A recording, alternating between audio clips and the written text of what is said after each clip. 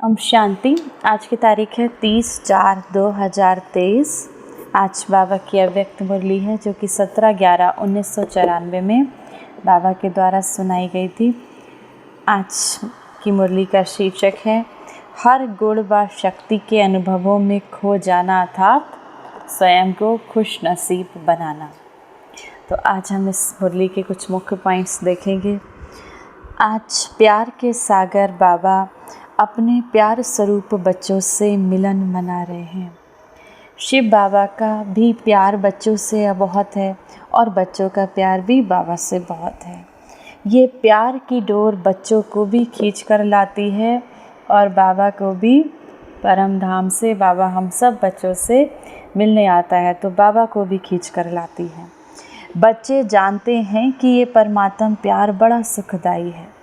अगर एक सेकंड भी प्यार में खो जाते हैं तो कितने दुख भूल जाते हैं। ये बाबा के प्यार में अगर एक सेकंड के लिए भी खो जाते हैं, सच्चे मन से एक मिनट भी बाबा को याद करते हैं तो कितने दुख भूल जाते हैं। सुख के झूले में झूलने लगते हो। बाबा देखते हैं दुनिया के हिसाब से आप कितने साधारण हो। अब दुनिया के हिसाब से आपको देखने में लगता है कि कितनी सिंपल आत्माएं हैं, कितने साधारण बच्चे हैं, लेकिन आपका भाग्य अन्य आत्माओं से कितना श्रेष्ठ है। इस सारे कल्प में चाहे बाबा कहते हैं कोई धर्म आत्मा हो, कोई महान आत्मा हो, ऐसा श्रेष्ठ भाग्य ना तो किसी को प्राप्त है ना ही हो सकता है। तो बाबा के जो भी बच्चे जिन्होंने शिव बाबा को पहचाना, बाबा के इस ज्ञान को धारण किया, वो अपने इस नशे में स्थित रहें और खुशियाँ मनाएं कि सारे कल्प में ऐसा भाग्य, हमारे जैसा भाग्य किसी का भी नहीं है, भले ही देखने में बहुत साधारण है। तो बाबा कहते हैं किसी का भी नहीं हो सकता।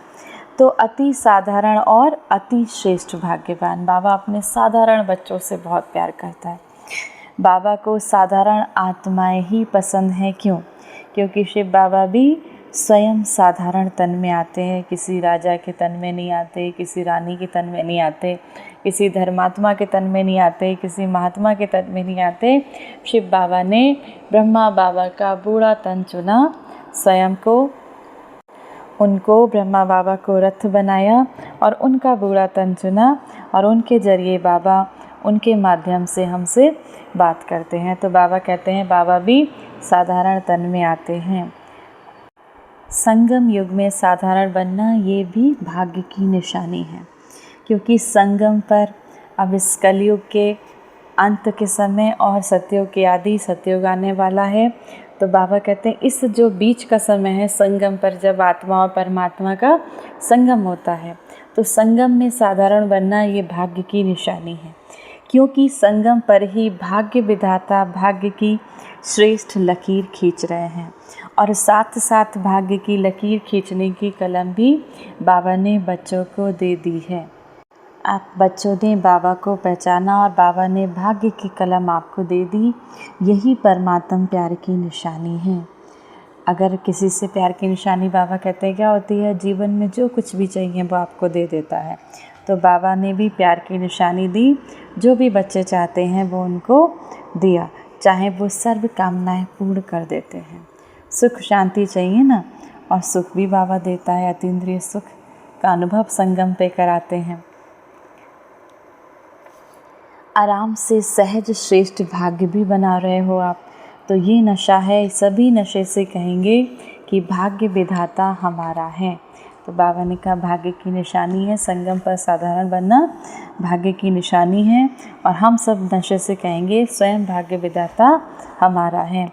भाग्य विधाता को अपना बनाया था तो भाग्य के अधिकार को प्राप्त किया। तो संगम का समय ही बहुत छोटा सा है और आप बाबा के बच्चे बहुत सारे हो। थोड़ा समय मिला है, लेकिन बाबा ने कहा इस ड्रामा में इस संगम की विशेषता है। चाहे कोई पुराने बच्चे हों बाबा के या फिर कोई नया बच्चा बना हो, सबके लिए गोल्डन चांस है, सब आगे जा सकते हैं। तो नए में उमंग है, समझते भी बहुत हैं। हम तो अभी आए, उनको नए को लगता है कि हम अभी आए, पता नहीं हमारा भाग्य बनेगा कि नहीं। तो बाबा ने कहा नहीं, अगर आप चाहो तो तीव्र पुरुषार्थ करके आगे बढ़ सकते हो, सिर्फ अभ्यास पर अटेंशन हो। क्योंकि बहुत से ऐसे बाबा के बच्चे हैं जो पुराने हो जाते हैं और अलवेले हो जाते हैं। तो आप नए अलवेले नहीं बनना तो आगे बढ़ जाएंगे, नंबर ले लेंगे। फिर बाबा कहते हैं आप सब बच्चों को आगे बढ़ने में कौन रोकता है? माया रोकती है। अब माया का स्वरूप क्या है? माया है क्या? तो बाबा कहते हैं माया है और कुछ नहीं, माया है आपके अंदर की कमज़ोरी। आपकी कमज़ोरी माया बनकर आपके सामने आती है। जैसे शरीर की कमज़ोरी बीमारी बनकर सामने आती है, ऐसे ही आत्मा की कमज़ोरी माया बनकर सामना करती है। तो कमज़ोर ना बना, तो कमज़ोर बनना है ना, माया आपके सामने आएगी। लक्ष्य क्या है आपका? माया जीता जगत जीत। अगर हमने माया को जीत लिया तो माना जगत को जीत लिया। तो बाबा कहते हैं आप बाबा के बच्चे कितनी बार विजयी बने हो, ये स्मृति लाओ कि मैं इस कल्प कल्प की विजयी आत्मा हूँ। तो बाबा कहते हैं कितनी बार आप विजयी बने हो, तो फिर माया के 5 विकारों से हार खा नहीं सकते। अनगिनत बार विजयी बने हो, फिर भी क्यों घबराते हो? बाबा का प्यार ही यही है कि बाबा का हर बच्चा श्रेष्ठ आत्मा बनकर राज्य अधिकारी बने। प्रजा अधिकारी नहीं बने, राज्य अधिकारी बने। लेकिन राज्य अधिकारी कैसे बनेगा? तो बाबा कहते हैं अगर आप अपनी कर्मेंद्रियों के ऊपर, मन बुद्धि संस्कार के ऊपर विजय प्राप्त करेंगे, तभी तो आप प्रजा पर राज करेंगे सतयुग में। तो आपको राज्य करना है अपने मन बुद्धि संस्कार सभी पर। तो चेक करना है मन बुद्धि संस्कार कंट्रोल में है, मन आपको चलाता है या आप मन को चलाने वाले हो। अब जब बच्चे बाबा से कहते हैं बाबा इस ज्ञान को सुनने में मन नहीं लगता, योग लगाने में मन नहीं लगता, मेरा मन भटक रहा है, मन उदास है, मन दुनिया की आकर्षण में जा रहा है, तब बाबा बच्चों से पूछते हैं ये विजयी आत्मा के संकल्प हैं? ये फर्स्ट डिवीज़न में पास होने वाले बच्चों के लक्षण होते हैं कि पढ़ाई में मन नहीं लगता या हमारा मन इधर उधर जा रहा है। ऐसा फर्स्ट डिवीज़न वाले जो बच्चे होते हैं उनका लक्ष्य स्पष्ट होता है। तो आप बाबा के बच्चे कैसे ये संकल्प ले सकते हो? तो बाबा कहते हैं चेक करना है कर्मेंद्रिय जीत, मन जीत कहाँ तक बने। स्वयं पर विजय नहीं पा सकते तो विश्व पर विजय कैसे प्राप्त करोगे? अगर स्वयं पर अभी विजय प्राप्त नहीं करी, अपनी कर्मेंद्रियों पर विजय प्राप्त नहीं करी, माया के 5 विकार काम क्रोध मोह लोभ अहंकार इस पर विजय प्राप्त नहीं करी, तो सतयुग में बाबा कहते हैं राज्य कैसे करोगे? अगर फर्स्ट डिवीज़न में आना है तो इस लक्षण से लक्ष्य को प्राप्त कर सकते हो। जब आप कर्मेंद्रिय जीत बनोगे तो फर्स्ट डिवीज़न में आना है, तो बाबा कहते हैं कर्मेंद्रिय जीत बनकर इस लक्षण से लक्ष्य को प्राप्त कर सकते हो। अब बाबा कहते हैं बच्चे उमंग उत्साह में बहुत रहते हैं, ज्ञान की जीवन भी बहुत अच्छी लगती है, बच्चों को ज्ञान सुनना सुनाना भी बहुत अच्छा है, लेकिन चलते चलते कमज़ोरी आ जाती है। उसका कारण क्या है? तो बाबा उसका कारण आज बहुत अच्छी तरह से स्पष्ट कर रहे हैं। बाबा कहते हैं जैसे एक एक गुण का, शक्ति का, ज्ञान के पॉइंट का अनुभव आप बच्चों को कम है। जैसे बाबा कहते हैं सारे दिन स्वयं भी दूसरों को भी बार बार कहते हो अभ्यास करो मैं आत्मा हूँ, आप भी आत्मा हो, अब मैं शांत स्वरूप आत्मा हूँ, मैं सुख स्वरूप आत्मा हूँ, सोचते भी हो और दूसरे को कहते भी हो। चलते फिरते आत्मिक अनुभूति, ज्ञान स्वरूप, प्रेम स्वरूप, शांत स्वरूप की अनुभूति वो कम होती है। क्यों कम होती है? अब बाबा कहते हैं कहते तो हो मैं ज्ञान स्वरूप आत्मा हूँ, मैं प्रेम स्वरूप आत्मा हूँ, मैं शांत स्वरूप, लेकिन इसकी अनुभूति कम होती है। उसका कारण बाबा आज बहुत अच्छी तरह से समझा रहे हैं। तो बाबा कहते हैं शक्तियों को वर्णन तो करते हो, जब कहते हो शांत स्वरूप हो तो स्वयं को और दूसरे को भी शांति का अनुभव हो, तब आप शांत स्वरूप कहलाएंगे। एक एक गुण का वर्णन करते हो, शक्तियों का वर्णन करते हो, लेकिन उसको अनुभव में नहीं आ पाते हो। इसका कारण है अनुभूति कम होने का कारण है, जितना चाहते हो उतना पा नहीं सकते। तो अनुभव कम क्यों होता है? उसका कारण बाबा कहते हैं उस विधि के ऊपर अटेंशन कम है। जितना ज्ञान को, शक्तियों को, गुणों को रिवाइज करते रहेंगे उतना रियलाइज सहज होगा। अब रिवाइज नहीं करते तो रियलाइजेशन भी कम होता है। जैसे कोई भी गुण है आपका, मैं शांत स्वरूप आत्मा हूँ, अब शांत स्वरूप आत्मा हूँ तो उसको रिवाइज करते रहना है। हाँ, मैं आत्मा शांत स्वरूप हूँ। अगर कोई क्रोध की सिचुएशन आती भी है तो वहाँ पर भी नहीं, मेरा ये संस्कार क्रोध का नहीं हो सकता। मैं कौन हूँ? मैं शांत स्वरूप आत्मा हूँ, मैं प्रेम स्वरूप आत्मा हूँ। तो बाबा कहते हैं उसको रिवाइज करना पड़ेगा, क्योंकि आत्मा के बहुत जन्मों के संस्कार हैं, क्रोध के, काम के, मोह के, तो वो इतनी आसानी से नहीं जाएंगे। उसके लिए बार बार रिवाइज करना पड़ेगा, चलते फिरते रिवाइज करना पड़ेगा। जैसे दुनिया वाले कहते हैं कर्म ही योग है, कर्म और योग अलग नहीं मानते, कर्म ही योग मानते हैं। ऐसे ही बाबा कहते हैं आपको कर्म और योग दोनों का बैलेंस चाहिए। जब भी कोई कर्म करते करते योग में रहना, माना समान में रहना। मैं शांत स्वरूप आत्मा हूँ, मैं प्रेम स्वरूप आत्मा हूँ, मैं शक्ति स्वरूप आत्मा हूँ।